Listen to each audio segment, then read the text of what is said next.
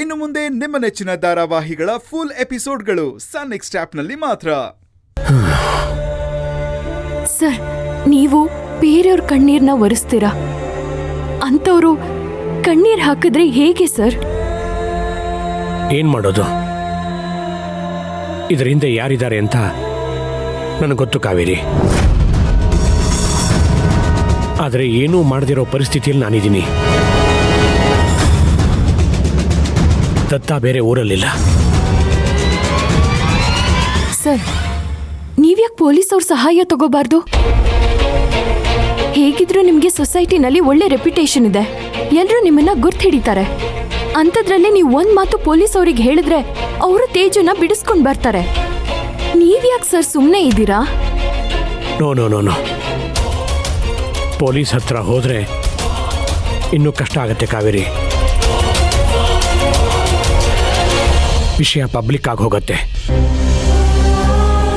ಆಗ ನಮ್ಮ ಮನೆತನದ ಮಾನ ಮರ್ಯಾದೆ 3 ಕಾಸಿಗೆ ಹರಾಜಾಗಿ ಹೋಗುತ್ತೆ. ತೇಜುನ್ ಕಿಡ್ನ್ಯಾಪ್ ಮಾಡಿದವ್ರಿಗೂ ಇದೇ ಬೇಕಾಗಿರೋದು. ಅವ್ರು ಇದಕ್ಕೆ ಕಾಯ್ತಾ ಇದ್ದಾರೆ. ಹಾಗಂತ ಸುಮ್ಮನೆ ಕೂತ್ಕೊಳಕ್ಕಾಗತ್ತಾ ಸರ್? ಏನಾದ್ರೂ ಮಾಡ್ಲೇಬೇಕಲ್ವಾ ಸರ್? ಹೀಗ್ ಮಾಡಿದ್ರೆ ಹೇಗೆ? ಕಿಡ್ನಾಪ್ ಮಾಡಿದವ್ರು ಯಾರು ಅಂತ ನಿಮಗೆ ಗೊತ್ತಿದೆ ತಾನೆ? ನೀವೇ ಯಾಕೆ ಒಂದ್ಸಲ ಅವ್ರನ್ನ ನೇರವಾಗಿ ಭೇಟಿ ಮಾಡಿ ಮಾತಾಡಬಾರ್ದು? ಸರ್, ಎಷ್ಟೋ ಸಲ ಕಮ್ಯುನಿಕೇಶನ್ ಇಂದ ಪ್ರಾಬ್ಲಮ್ ಸಾಲ್ವ್ ಆಗುತ್ತೆ. ನೀವಿದನ್ನ ಹೀಗೆ ಬಿಟ್ರೆ ಇನ್ನು ಬೆಳಿತಾನೆ ಹೋಗುತ್ತೆ. ಇವತ್ತು ನಿಮ್ಮ ಮನೆಯವ್ರನ್ನ ಕಿಡ್ನಾಪ್ ಮಾಡಿದ್ದಾರೆ. ಇದನ್ನ ಹೀಗೆ ಬಿಟ್ರೆ ನಾಳೆ ಏನಾದ್ರೂ ಹೆಚ್ಚು ಕಮ್ಮಿ ಏನಾದ್ರೂ ಮಾಡಿದ್ರೆ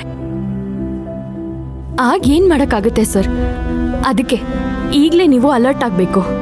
ಇದಕ್ಕೆ ಏನಾದ್ರೂ ಒಂದು ಸೊಲ್ಯೂಷನ್ನ ಕಂಡುಹಿಡಿಲೇಬೇಕು.